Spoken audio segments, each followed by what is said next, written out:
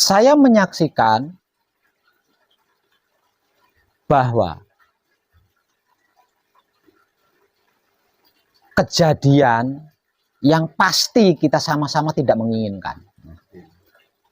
Saya menyaksikan bahwasanya kejadian yang pasti tidak diinginkan oleh seluruh makhluk hidup di dunia ini, yang akan terjadi di era peralihan peradaban manusia hidup di dunia, yang saya perkirakan kejadiannya akan terjadi pada tahun 2025. Ini tidak bisa dihindarkan. Ya, tidak bisa dihindarkan. Artinya benar-benar akan terjadi.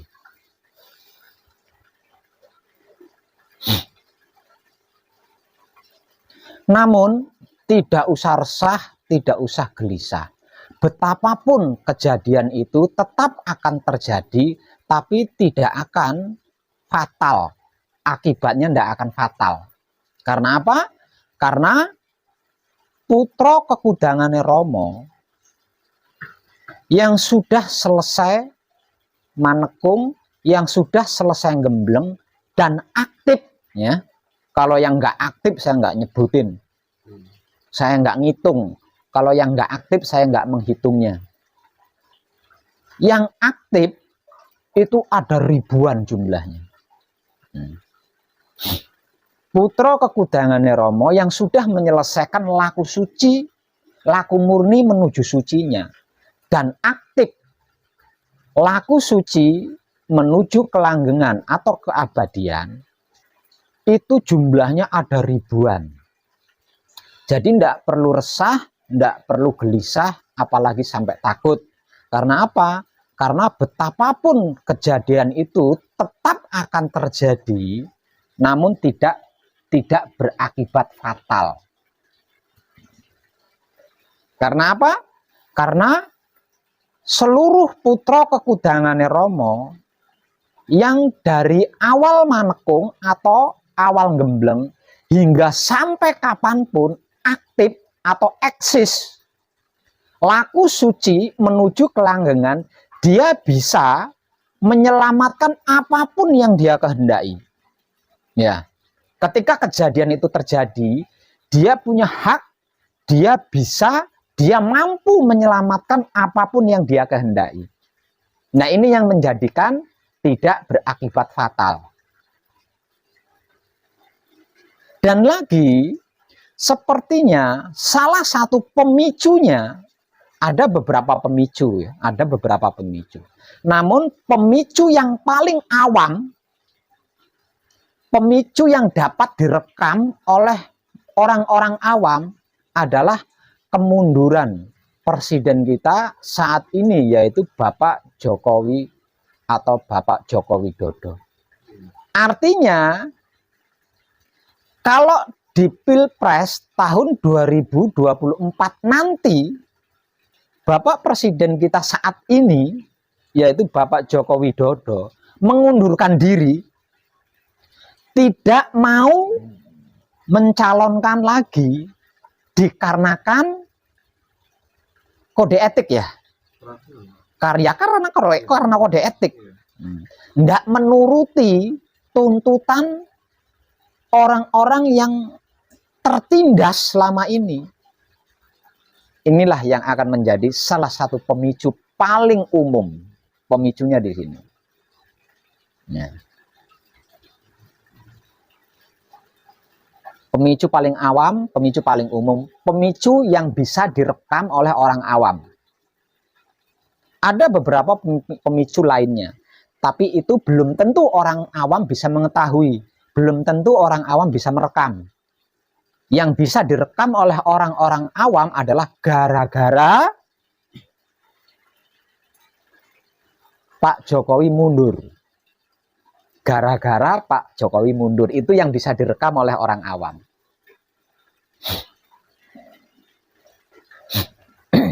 Itu salah satu pemicunya.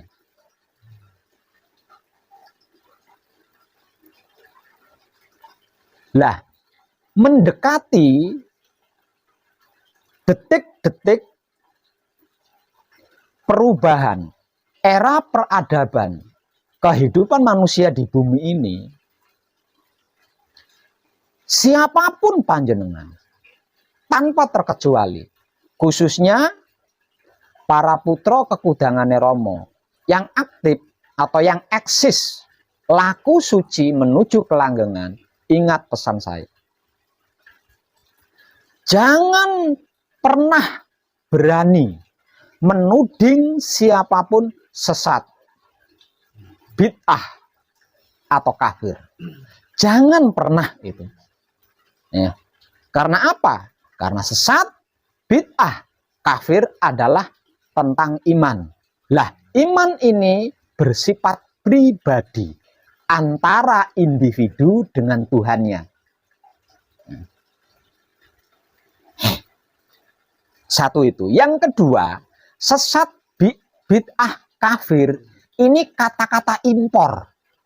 Kata-katanya pendatang. Ucapannya para pendatang. Bukan ucapan para pribumi. Ya. Orang dari luar negeri datang ke NKRI kita lah membawa kata-kata sesat.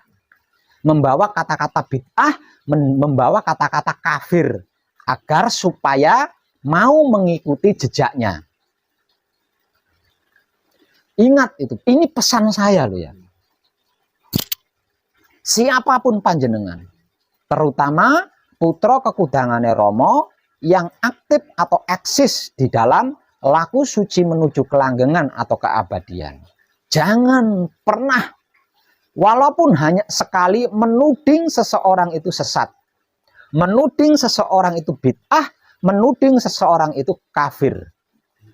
Karena satu, panjenengan sudah mengadili, sudah menghakimi. Kedua, itu bukan kata-kata pribumi, melainkan kata-kata pendatang. Yang ketiga, sesat, bid'ah, kafir itu urusan iman, tentang iman. Lah, iman ini masalah pribadi, masalah individu dengan Tuhannya. Jadi, tidak bisa makhluk lain ikut campur tentang keimanan ini. Dan yang paling penting, siapapun yang sedikit-sedikit menuding orang lain sesat, sedikit-sedikit menuding orang lain bid'ah, sedikit-sedikit menuding orang lain kafir, itulah sampahnya NKRI. Itulah kotoran tanah Jawa. Artinya, sejak dimulai dia mengucapkan atau menuding orang lain itu sesat, bid'ah, kafir, maka dimulai pada saat itu dia akan mendapat ancaman dari penunggu NKRI yang menjadi leluhurnya rakyat NKRI. Sejak pertama kali dia mengucapkan itu, dia tidak akan mengalami ketenangan sedikit pun. Karena ini adalah era kebangkitan spiritual Nusantara. Sampai pada akhirnya dia akan celaka dan binasa. Terutama yang merasa dirinya orang Jawa atau keturunan orang Jawa. Yang merasa dirinya orang Jawa atau merasa dirinya keturunan orang Jawa. Jangan sekali-kali, ingat itu, jangan sekali-kali menuding orang lain sesat, bid'ah, dan kafir. Karena sesat, bid'ah, dan kafir itu bukan bahasanya orang Jawa, bukan kata-katanya orang Jawa. Kalau sampai panjenengan mengadopsi tiga kata-kata ini, tiga kata penghakiman ini, tiga kata menghukum sesama makhluk ini, sedangkan panjenengan adalah makhluk juga, maka panjenengan akan celaka hingga binasa pada akhirnya. Dimulai sejak pertama panjenengan menuding orang lain sesat, bid'ah, atau kafir.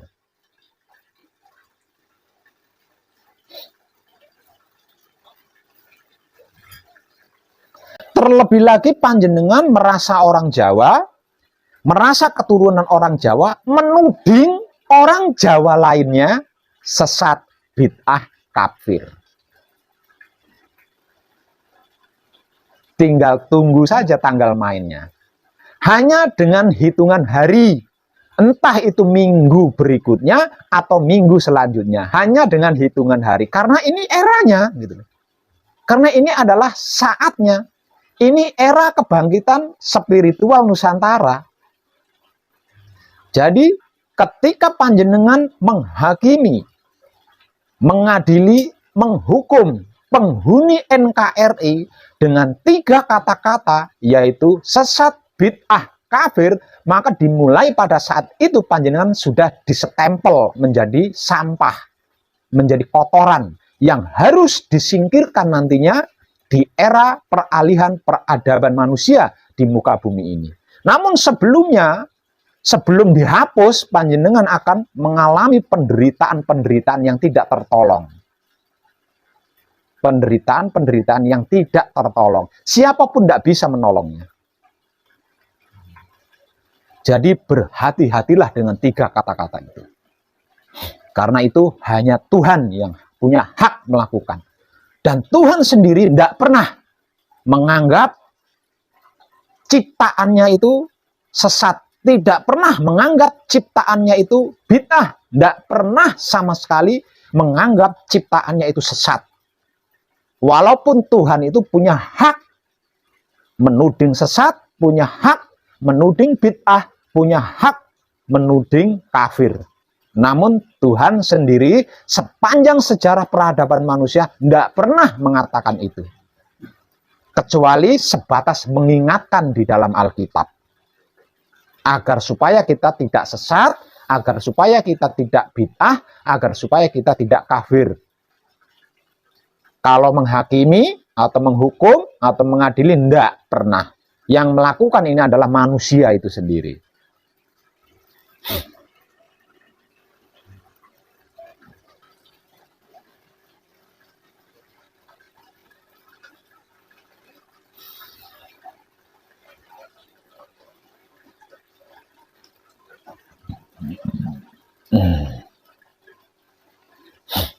Walaupun dia bukan seorang putra kekudangane Romo, orang awam misalnya, kalau dia menyukai kebajikan dan mau melakukan kebajikan, serta tidak menuding orang lain sesat, bid'ah, dan kafir, tidak menutup kemungkinan dia akan mendapatkan keselamatan pada waktunya. Tidak menutup kemungkinan.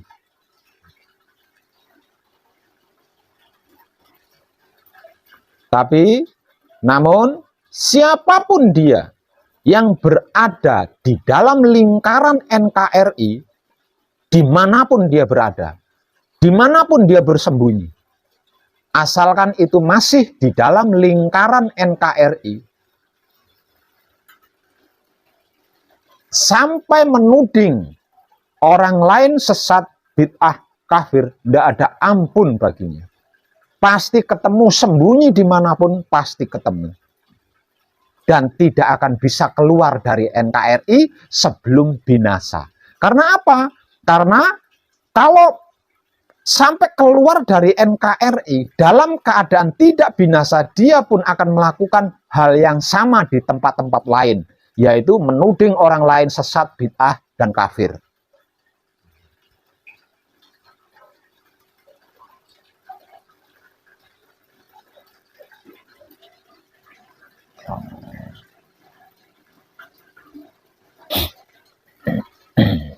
Paham nggih?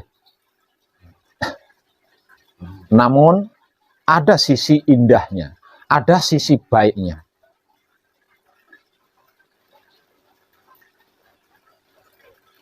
Sisi baiknya di mana? Sisi baiknya, kalau sampai Bapak Joko Widodo tercerahkan, dalam artian maksud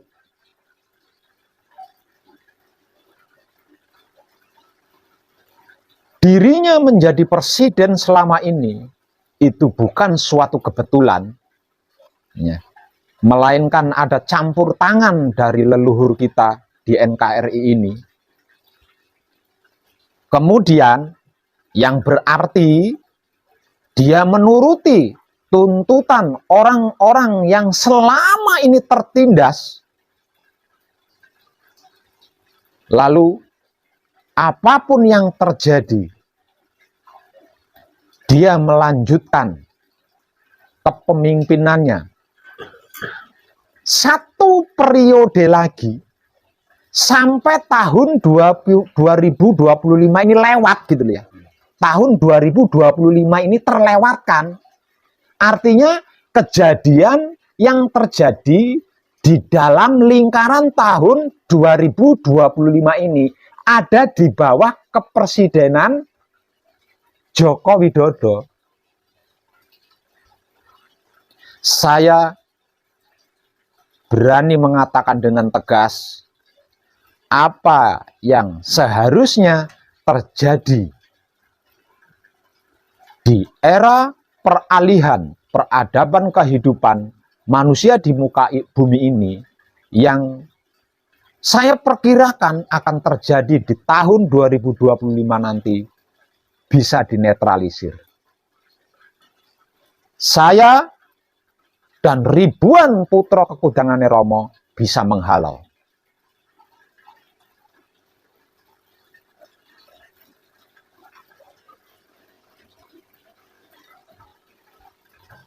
Itu hanya bentuk gerak-gerik laku spiritual hakikat hidup pribadi saya. Selebihnya mutlak itu hak Maha Suci.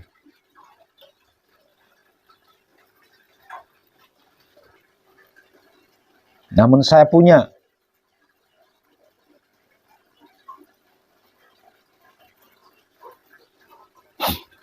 punya keyakinan kuat, saya punya kepercayaan kuat bahwa Maha Suci adalah keagungan cinta kasih sayang. Artinya sama sekali tidak mungkin menciptakan kerusakan dalam bentuk apapun jika tidak ada kemauan dari yang hendak dirusak. Maha Suci melakukan kerusakan karena yang mau dirusak itu mau, gitu. Yang hendak dirusak itu mau, dan yang hendak dirusak itu memang layak untuk dirusak.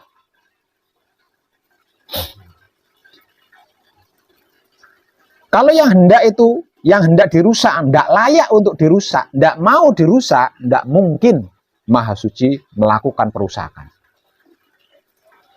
Perusakan yang saya maksud, yang selama ini dikenal secara awam sebagai kiamat itu kan. Nah, kata kiamat ini tadi, kalau dibahasakan sederhana, ya kerusakan global, penghancuran global.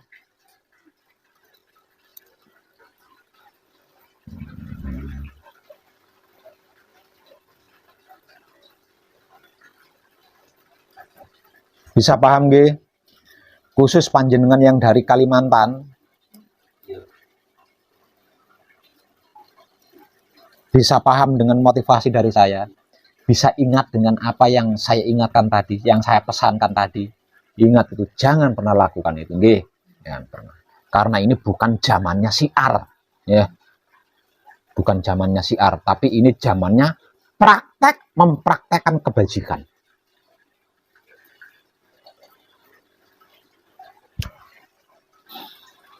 Dan kadangan kita malam ini cukup. Terima kasih, terserahkan kita semuanya, dan silakan panjenengan yang sedang menekung atau gembleng lanjutkan lakunya. Untuk panjenengan, ya boleh. Biasanya saya kalau mau buka toko itu kan sedulur papat yang klien itu. adanya asal bakal misalnya menurut rasanya sampai ke diri itu apa masih dipakai